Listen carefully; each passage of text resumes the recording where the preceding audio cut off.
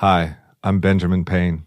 At the K-12 Education Office at Hillsdale College, we support school founding groups and their efforts to start classical schools across the country. Finding the right leader is one of the first and most important steps to building a successful school. While we do consider experience in education, we seek candidates who exhibit unwavering personal integrity, honesty, courage, and servant-hearted leadership. Perhaps that's you. If you're looking to engage in fulfilling, impactful, and challenging work protecting our nation's future and building up the next generation of virtuous citizens, we'd love to hear from you. I'm looking for strong school leaders right now. Learn more about how you can make a difference at hillsdale.edu/leader. hillsdale.edu/LEADER. That's hillsdale.edu/leader.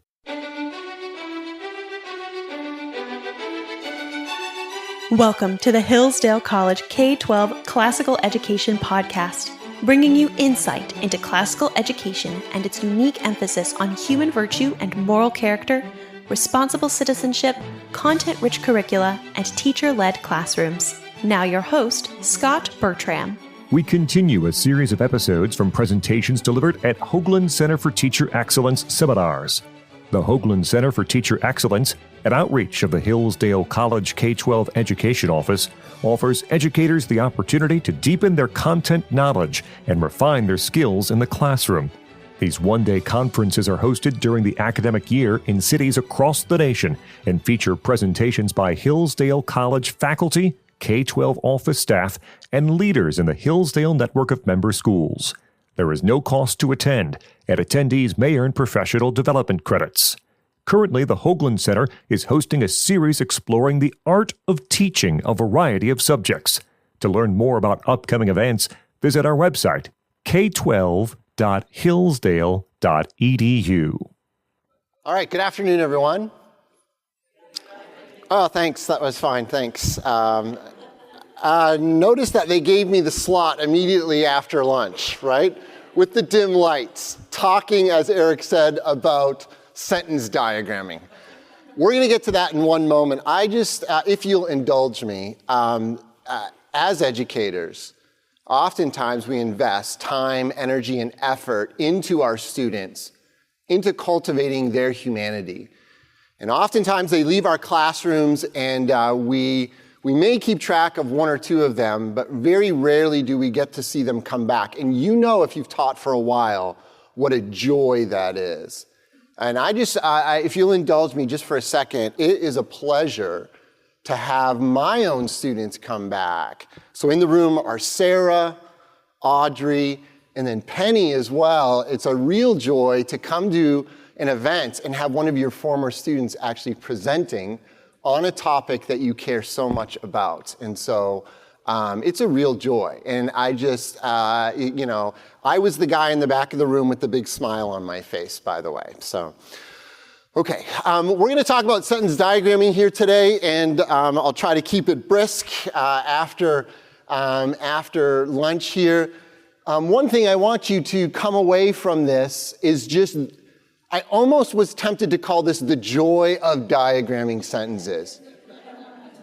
Because it is, and actually I went to Penny's presentation, she brought up the idea of the wonder of language and the joy and the awe that you experience when you encounter just how, not just complex, but also beautiful language is. It truly puts you in a sense of awe. So I brought in, I'll start with this comic right here. You have been very bad. Mr. Scrooge responds how you probably responded when you saw sentence diagramming on the agenda. No, not sentence diagramming. Scrooge is paid a visit by the ghost of Christmas past participle. Yoda himself even struggles with sentence diagramming.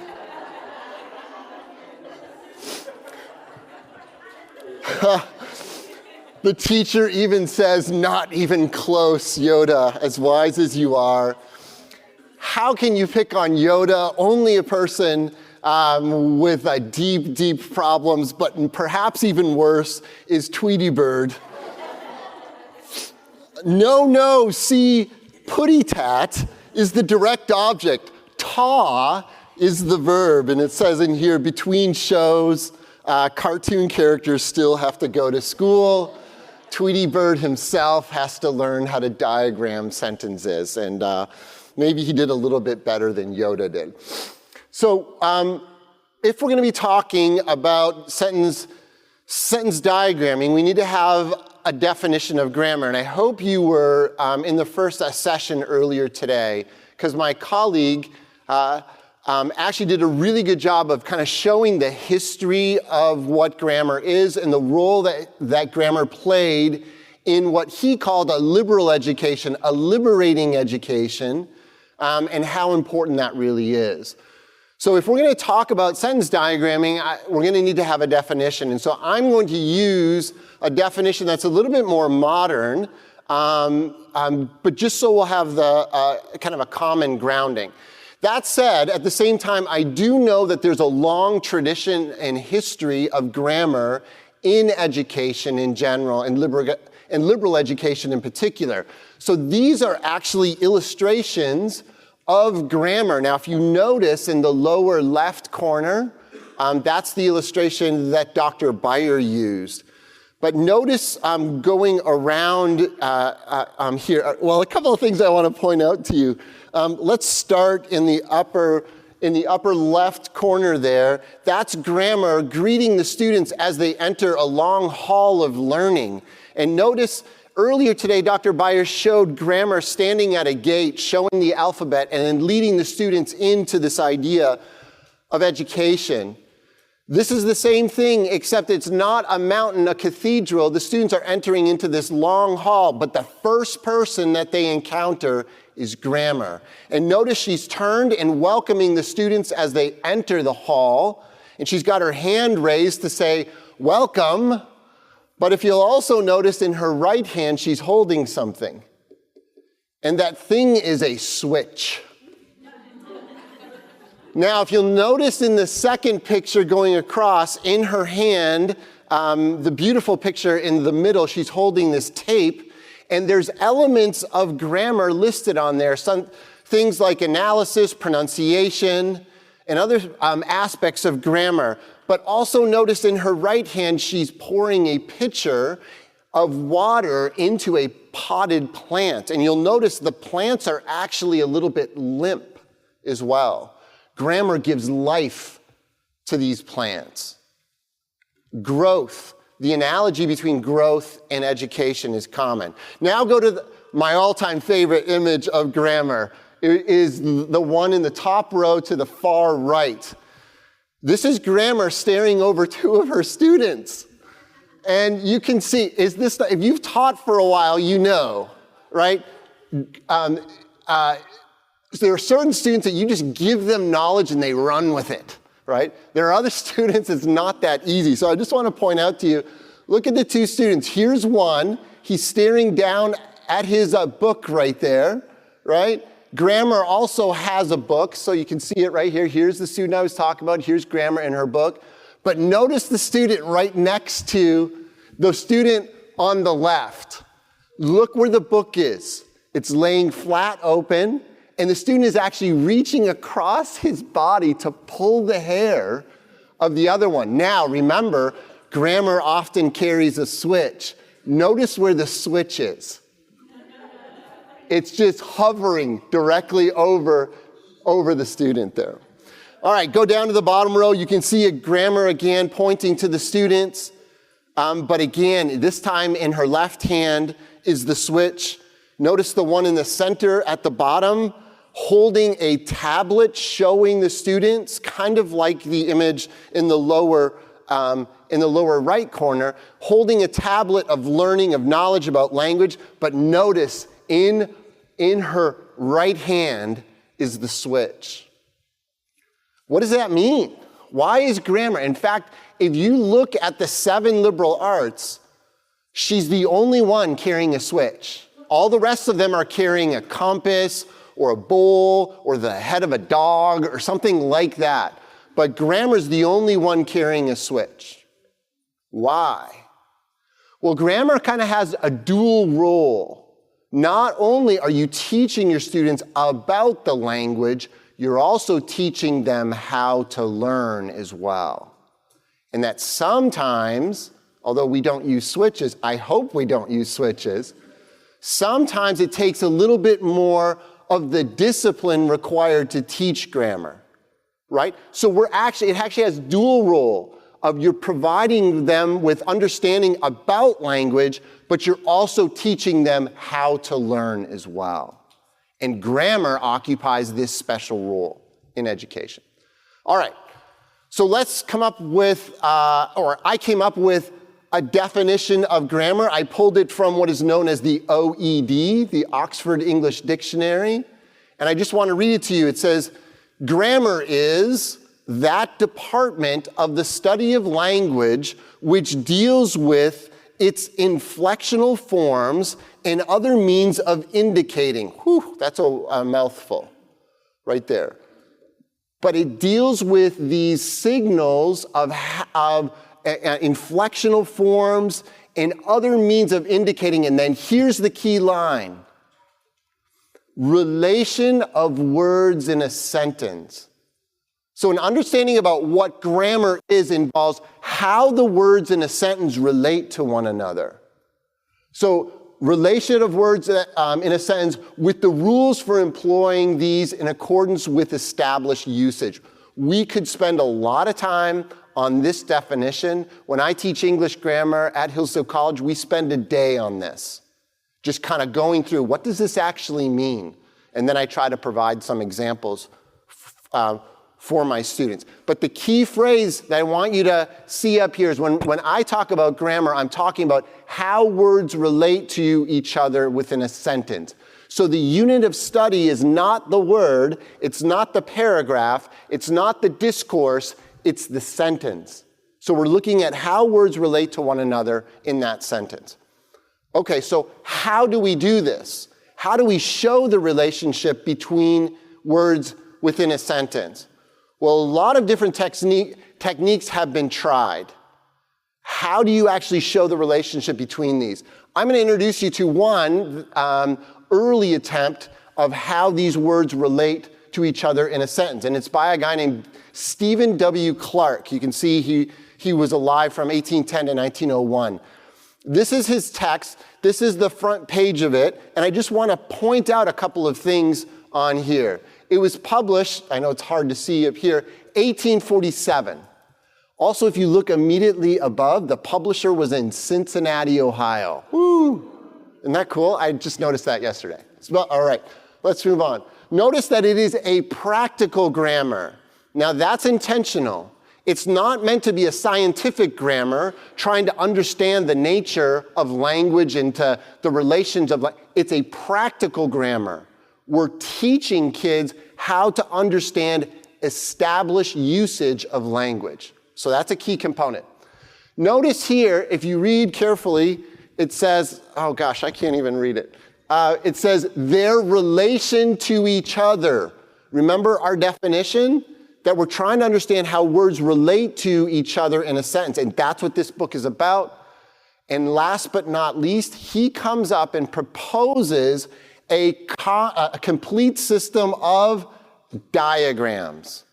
So he's going to try to represent some visual form for how words relate in a sentence. Now, let me just stop for a second. Years and years ago, I used to have people say to me, oh, okay, so you're going to teach us sentence diagramming, and that's going to serve the students who are actually good at language, and they're going to do really well. I argue the exact opposite. That oftentimes, the students who are really good at language don't need diagrams. They look at the text, and it just makes sense to them. It's the students who are not gifted in language that diagram actually helps. At Hillsdale College, I teach English grammar quite frequently, and oftentimes I'll have math and chemistry and physics majors come and just take my class for a lark. And I've had a number of students come up to me afterwards and they say, finally language makes sense. because I'm not a naturally gifted language person, but now I understand how the language actually operates. So Stephen Clark said, how are we going to show this relationship between words within a sentence? He came up with balloons. And I'm not joking. This is what his sentence diagrams look like, right here. So he created a system of balloons to show the relationship of words within a sentence. I want to keep track of my time here. So here's an example of a sentence. Notice that the main phrase here is they build too low. But the sentence itself is they who build beneath the stars build too low. Also, I want to point this out right now. This is a very flexible sentence. You could say they build too low who build beneath the stars. Notice how it can be flexible. It can go either way. That's important to diagramming. I'm going to talk about that later. Here's it. God never meant that man should scale the heavens by strides of human wisdom. Here's another one. The eyes of the sleeper waxed deadly and chill. Ooh, gosh, that's a little frightening. Here's one of his diagrams without the words in it. Can you guess what the language is? Can you guess what the text is? It is actually the Beatitudes. And that's the Beatitudes using his balloon diagrams here. Now, this was a pretty common way of looking at how to express the relationship between words in a sentence. And this was pretty common, but it never really took off. And maybe you understand why, drawing all these balloons. But two linguists took his ideas and developed a new way of analyzing sentences. The first one was a guy named Alonzo Reed. Now, this is the best picture I could come up with Alonzo Reed. You're going to have to trust me. If you ever see him in a lineup, you're not going to be able to recognize him. But his wife is actually standing behind him there. So that's Alonzo Reed. And then his partner, whose name was Brainerd Kellogg. Yes, brain and nerd in the same name, doing sentence diagramming. He was doomed to do sentence diagramming, was he not? With a name like that. Okay, Alonzo Reed and Brainerd Kellogg came up with a book called Higher Lessons in English in 1878. And unlike Stephen Clark, Reed and Kellogg took off. In fact, to the point now that most people don't even recognize it as Higher Lessons in English. They just know it as Reed and Kellogg. That's how prominent it was, and it was one of the main texts that was used in America to teach students how to understand the relationship of words in a sentence. So here's the front piece of their text. You can see a work of English grammar and composition in which the science of language is made tributary to the art of expression, and they go on right there. But this is from their original text. So if you had the blessing of having a Mrs. Tiarks in your life, you can understand this. Mrs. Tiarks, if you take a look at the dedication page in Well-Ordered Language, I dedicate it to Mrs. Tiarks, my middle school teacher who taught me sentence diagramming. I am forever grateful. I wish she could see me today, right? But I'm grateful that I can look at this and I can know exactly what's going on, right? But what was really amazing about this is that suddenly you were able to take this string of language, and just by these shapes and these directionals, you can understand exactly how these words relate. In fact, the majority of you can take, if you had a Mrs. Tiarks, you can take this and reconstruct it because you know how things relate. The finest trout in the lake are generally caught in the deepest water. That's from Reed and Kellogg, one of their original sentences. So is this one. Henry IV of the House of Bourbon was very wise in counsel, simple in manners, and chivalric in the field. And this is a visual representation of the relationship of words in a sentence. Now, again, these are often called Reed and Kellogg diagrams. Some people just call them sentence diagrams. Other people just call them stick diagrams, or some people just get rid of the modifier altogether and just call it, it's a diagram, right? That's how prominent these are in the field of English grammar.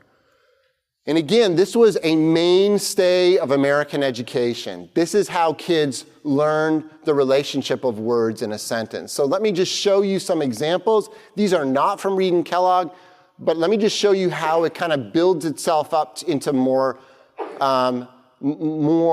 complex and compound kinds of sentences. This is the basic structure of a sentence diagram. You have a horizontal line, and then you have a vertical line. And the vertical line transgresses or goes across that horizontal line. Everything to the left is subject. Everything to the right is predicate. That's amazing. So if I just say Jack slept, immediately you can put it up there, right? And you know that this is the subject, this is the predicate. Now, of course, it's going to get more complicated than that. And that's a good thing because I often tell my students, the diagram is to serve you. You're not serving the diagram. And I often tell them, but that doesn't mean there aren't rules. In fact, it's a good thing there are rules because then there's this kind of predictability. And I challenge my students often. I say, try to find a sentence in the English language, in American English, that you can't diagram. And they try to bring in pieces of poetry and all, and we'll scratch it out on a piece of paper. This is a basic SVO sentence: subject, verb, direct object. And then down below, teachers are happy, subject to be verb, and then predicate adjective at the end. These are basic level sentences. They're simple sentences, literally. But things get more complicated than that. Because again, language is more complicated than that. So here we have this sentence. Sue left early, Sue left, all right, here's an interesting thing, right? Where does early go? Well, adverbs go where adverbs go, except adverbs can go throughout the sentence, right? They're very flexible. So is it, it's probably not Sue early left, right? But probably Sue left school early because she felt sick, but her mother brought her back. Why?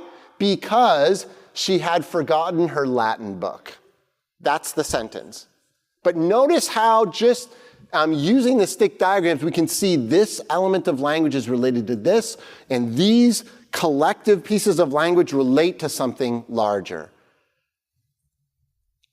So what's the value of doing this? What I'm going to do is I'm going to give you what I think are the values to being able to do this kind of a thing. And then I'm going to show you some examples, and we're going to work through them. But in the background are all of these elements. Now, what I don't talk about is what I talked about at the very beginning. And I don't want you to lose sight of this, is the idea that language in all of its complexity is a wonderful thing. And the more you learn about it, the more you realize just how complex and how wonderful it really is. So here we go. I have 4 of them that I'm going to highlight. Number 1, it helps with interpretation. So if you see a piece of text and you know the rules of diagramming, you can pretty much be able to diagram almost any sentence. Now, not just so you can say, look, I diagrammed, but it actually leads to meaning. So I'll give you an example. If we're in church, and let's say the pastor is preaching on, I don't know, Ephesians. And the Apostle Paul loves to insert all kinds of relative clauses and adverb clauses. I'll take my bulletin, flip it over, and I'll start to diagram. And my wife will elbow me in the ribs and say, turn it off. Just turn it off. Just enjoy it for a while. And I tell her, I can't, because this is the way that I think now. And I tell you, not that it's made an impact on my life. It probably needs to have more of but at least I'm able to get a better sense of what's going on in the sentence. So interpretation is a big one. And I'm going to show you a couple of examples of that. Number 2, closely related, is what we saw from Dr. Beyer earlier today. Wasn't that great? With his 2 lines of King Lear. Now, I'm not talking about kind of the flow or the rhythm or the rhyme of language whatsoever. Just the relationship of the words in there. What, is the word me being used as the word my in this sentence? That's fascinating, right? To me, again, I didn't turn over my program and start to diagram it, but I wanted to, right? But being able to analyze what's actually going on. So understanding the meaning of it, interpretation, right? But then also analysis, being able to analyze what's going on here and what does this actually mean and how is this connected to something else? Is this true? Whoa, that's a profound question. Number 3, I already demonstrated with my adverb. If you understand how the language works, you have greater flexibility in the language and you have greater power with your language. Dr. Beyer made reference to rhetoric and just being able to do with the language particular things. If you understand how it works, you have that flexibility to be able to communicate your ideas in a way that's much more powerful. And last but not least, it is fun. Regardless of what you've heard, it is fun. I equate it to crossword puzzles, right? You know there's a structure, you know there's rules to the game, now it's just figuring it out, how does it fit in there? So I challenge anyone to come to my grammar class and tell me that grammar's not fun. I'm ready for you. So, all right, so let me start with this. Remember, interpretation, analysis, what was my third one? Flexibility of language, and then fun. So this one is not going to be fun. This is going to be on interpretation. This is Neil Gorsuch. He now sits on the U.S. Supreme Court. But he wasn't always on the Supreme Court. In fact, at one point, he served on the U.S. Court of Appeals, the 10th Circuit. And if you'll see down at the bottom, they have listed the justices of the Court of Appeals down there. And you can see his name, Gorsuch, is listed as one of them. Now, this is a ruling that was written actually by Neil Gorsuch himself. So I have my glasses here. I want to read just a little bit of it to you. Few statutes have proven as enigmatic as 18 U.S.C. Everyone knows that, generally speaking, the statute imposes heightened penalties on those who use gun to commit violent crimes or drug offenses. But the details are full of devils. Originally, and he goes on, and I want to point out here, he says this: that bramble of prepositional phrases may excite the grammar teacher. It certainly does. But it has certainly kept the federal courts busy. The language in the statute is ambiguous. And so the court had to do a ruling on this law. And in the ruling that Neil Gorsuch wrote, he actually included a sentence diagram just so there wouldn't be any ambiguity whatsoever. Isn't that amazing? Oh, by the way, there's recordings of him in the U.S. Supreme Court. There was a great one where, they don't have the video, but you can have the audio, where a lawyer was trying to make a case. He stopped the lawyer and he said, that's not what the language says. Either you're right or my 5th grade grammar teacher was right, because you can't both be right. Isn't that awesome? So what do you do with students? Can this be useful? Let's say you're not going to be on the Supreme Court, all right? Is this useful for students? Well, let me just show you some aspects of language, and I'm quickly running out of time here, but I don't care.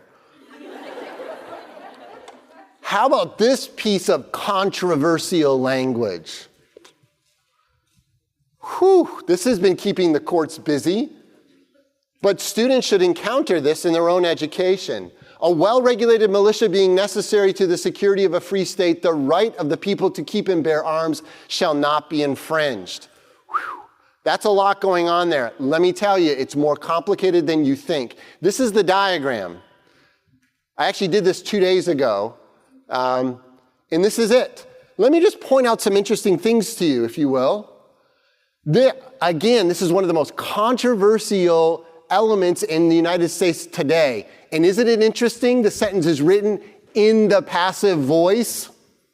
There's not even a direct object in this sentence. The rights of the people shall not be infringed. By whom? It's not even in there. Now, before you run off and do something crazy here, in fact, Dr. Kuykendall would be able to handle this one a lot better than I can. But it's just interesting. It's written in the passive voice, right? Now, what's going on over here? Now, isn't it interesting that you could rewrite this as a well-regulated militia is necessary to the security of a free state, but that's not what it says. It doesn't even have a verb. This is a language thing called a nominative absolute. It stands all by itself. And here's the other thing. Notice these two are not connected because you don't have a word that connects them. You could restate this, could you not? Because a well-regulated militia is necessary to the security of a free state, the right of the people. It could go on, but it's not. It's pulled apart in this nominative absolute. We could spend a lot more time on that. Let's move on to something easier, like the preamble. Here it is.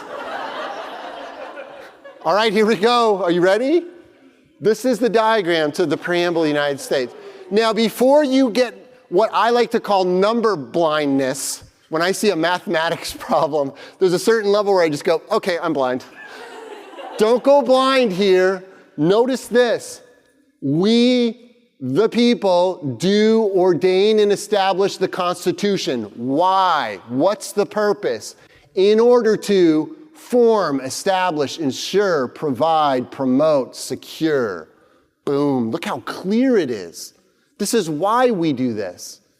It's amazing. All right. I don't know about you, but when I was taking composition in junior high and high school, I used to get written on my paper, don't use it is, it's a weak construction. Use action verbs, write with action verbs. Come up with a noun, don't come up with a pronoun. It is. Well, I wish I would have had some of these sentences right here to show them. Do you know the opening line to Fahrenheit 451? Here it is. It was a pleasure to burn. Now, it's not it is, it's in the past tense, but it's a form of to be, right? So it was, but let's take a look at it again. It was a pleasure to burn. This could be said differently, could it not? It could be said to burn was a pleasure, right? Here's the diagram. This is called an it cleft in the English language. And authors use it to delay something. In other words, they give you a little bit and then they delay something else. So what is he delaying? The idea of to burn. So let me say the two sentences together. To burn was a pleasure, that's an option. Or it was a pleasure, pause, to burn. If you know the story of Fahrenheit 451, you know just how profound and what at least two meanings of the word to burn means there. To burn books, but also to burn with a passion to know. And he does that. Guess what? Same exact construction. The opening line is this. It is a truth universally acknowledged that a single man in possession of good fortune must be in want of a wife. It is. Mr. Hill in 10th grade English, take Jane Austen. right? Look at the construction. It is, notice what comes after. It is a truth. That's a bold statement. The author is about to tell you something true, not just true, universally acknowledged. Now, if she would have said that a single man in possession of good fortune must be in want of a wife is a truth universally acknowledged. Notice how it weakens it, because it is, pause, a truth. What kind of truth? Universally acknowledged. Give it to me. I want to know what it is. Jane Austen knew what she was doing. She was delaying the information to increase your interest in what's going on. Do you know the last sentence to the Gettysburg Address? Same construction. It is rather for us to be, I'm not going to read the whole thing, here's the diagram. But notice way down there in the lower right or left corner, it is rather for us, it cleft, delaying the action to come later on. Okay, now I do need to go quickly. We'll go from Lincoln to Trump. This is not political in any way whatsoever. It's completely linguistic. In Slate, the author said in this common article, help us diagram this sentence by Trump. Here it is. Just for your sake, we'll try to read a little bit. I can't read too much because I lose track. Look, I won't do an impression. Look, having nuclear, my uncle was a great professor and scientist and engineer. Dr. John Trump at MIT, good genes, very good genes. Okay, very smart. The Wharton School of Finance, very good, very smart. You know, if you're a conservative Republican, if I were a liberal, if I ran as a liberal Democrat, and it goes on and on and on, and here's the most profound thing, it's one sentence. So here we go, ready? Wouldn't you know, 5 days later, Lucy Ferris said, I'll take that challenge, in an article called Diagramming Trump, and there it is. It's a thing of beauty, it really is.